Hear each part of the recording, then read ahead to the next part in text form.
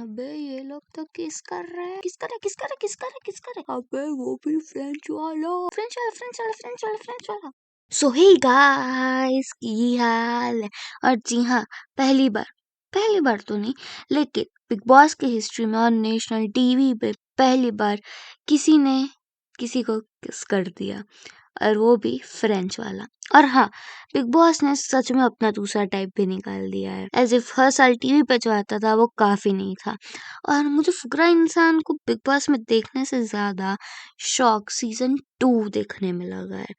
अबे यार, सीजन 1 किधर गुल हो गया, ये किसी को पता है क्या? तो खैर, यूट्यूब में ये बहुत फेमस हो रहा था, तो मैंने भी सोचा कि मैं क्यों ना बहती गंगा में हाथ धो लूं। तो चलो फिर मैं तुम्हें बिग बॉस के OTTN से मिलाती हूँ, ताकि तुम्हें ये टॉर्चर ना झेलना पड़े। तो सबसे पहले है पूजा भट्ट, जिनका एक्टिंग करियर नहीं चल रहा, इसलिए वो बाहर जाके बाबा बनने का सोच रहे हैं। तभी तो ये घर में सबको आते जाते ज्ञान बांटती रहती है, लेकिन इनकी कोई सुनता नहीं, क्योंकि किसी को इनकी बातें समझ ही नहीं आती। अगले है साइरस जी, जिनके मम्मी पापा पोकेमोन के बहुत बड़े फैन लगते हैं, तभी तो इनका नाम उन्होंने पोकेमोन से इंस्पायर्ड रखा है। अरे घर से सिर्फ एक ही जोड़ी कपड़े लेके आए थे, तभी तो ये आधे टाइम नंगे रहते हैं और बाकी के टाइम सेम ही कपड़े पहनते हैं। फिर आती है ये, जो बिग बॉस में सिर्फ इन पे डोरे डालने के लिए आए हैं, पर ये इनसे प्यार नहीं करती और लोगों की, स्पेशली इन बहन जी के झगड़े सुनने के लिए आए हैं। अब आ जाते हैं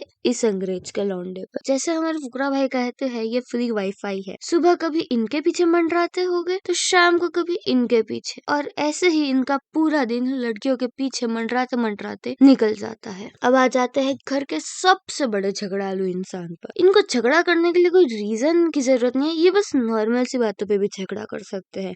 जैसे कि आग का वॉल्यूम कम रखो, रोटी जल जाएगी। आग मत जला, घर जल जाएगा।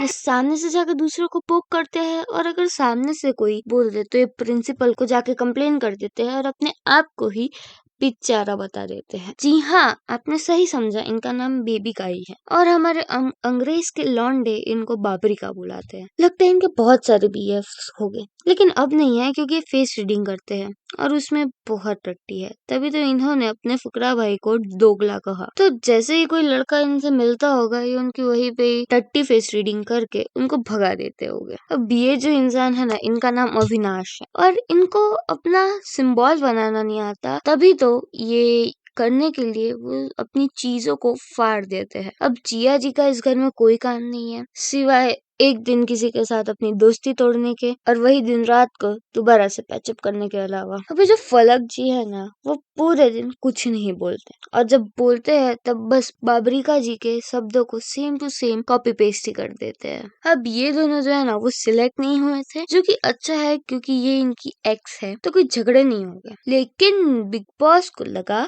कि लोग बहुत ही शांति से रह रहे हैं, तो उन लोगों ने इनको दोबारा से बुला दिया, जिसमें से ऑडियंस की वोटिंग से ये सिलेक्ट हुए, जो कि अच्छा है कि दो एक साथ में नहीं रह रहे हैं। पर ना ना ना ना, उन लोगों ने इन्हें तो भी रख लिया। अबे जब खुद की करने तो ऑडियंस वोटिंग क्या नाम की रखी है क्या?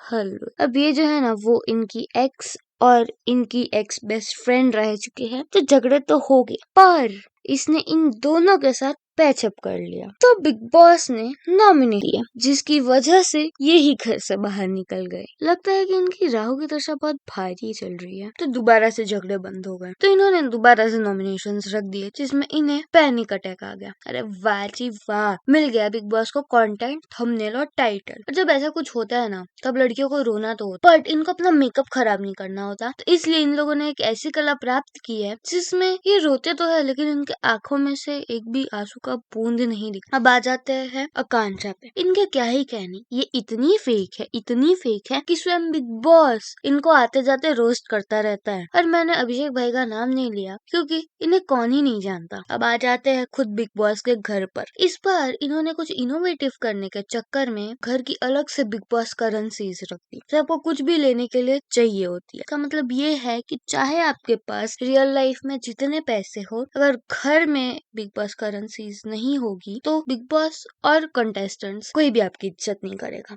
और इसका मतलब ये भी है कि भले ही हकीकत में आपको भीख मांगनी पड़ी हो या नहीं, लेकिन घर में मांगनी पड़ जाएगी। और हाँ, आपको इस घर में सोसाइटी की आंटियों की भी याद नहीं आएगी, क्योंकि इस घर में कुछ लोग हैं जो सोसाइटी की आंटियों की तरह खुशपुसा के बुराइयां करते हैं और लोगों की अपब्रिंगिंग पे क्वेश्चन करते हैं, जबकि उनकी खुद की अपब्रिंगिंग सोशल मीडिया पे क्वेश्चन मार्क बन के रह चुकी है। अब ये वाला जो सीजन है उसमें काफी अजीब चीजें हुई, जैसे कि ये और लॉर्ड सुपरस्टार पुनीत को पहले ही दिन घर से बाहर निकाल देना, जबकि इस घर में ऐसे भी लोग आ चुके हैं जिन्होंने एक दूसरे पे अपना मुंह फेंका था और जो लोग दूसरों को मुंह तोड़ने की धमकी देते हैं, जबकि वो सिर्फ बैठ जाए वो भी काफी है। पर इनमें से किसी को भी पहले दिन पे ही नहीं निकाला था। और सुपरस्टार पुनीत को, जिन्होंने किसी को भी हार्म करने वाली चीज नहीं की और वैसी ही चीजें की जो वो अपनी वीडियोस में भी करते हैं, and I am pretty sure big boss ने उन्हें यही करने के लिए बुलाया होगा, तो भी उनको पहले दिन पे ही निकाल दिया गया। Why? I guess nobody knows। खैर, इस घर में सब अपने फुकरा भाई से चलते हैं and I am very happy कि इन लोगों के पास अपने फोन नहीं है, नहीं तो सोशल मीडिया में इनकी वजह से जो हाहाकार मच गया है ना, उसे देखकर उनके पैरों तले जमीन खिसक जाती और अपने फुकरा भाई पे इतने सारे लोगों को संभालना भारी पड़ जाता। पर है तो भौकाल इन्फ्लुएंसर्स का ही, सिवाय टिकटॉकर्स के, वो कोई इज्जत डिजर्व नहीं करते। और ये तो जब हमारा फुकरा भाई जीतेंगे तब इनको पता ही चल जाएगा, और अगर तब भी नहीं पता चला तो घर से बाहर निकलने के बाद तो इन्फ्लुएंसर्स का भौकाल पता चल ही जाएगा। तो बस यार, आज की वीडियो के लिए बस इतना ही। और मैंने अगर कुछ मिस कर दिया हो तो वो आपको बाकी रोस्टर्स से पता ही चल जाएगा। बाकी अपने नियॉन मैन तो आपको रेगुलर अपडेट्स दे ही रहे हैं। And that's it for today.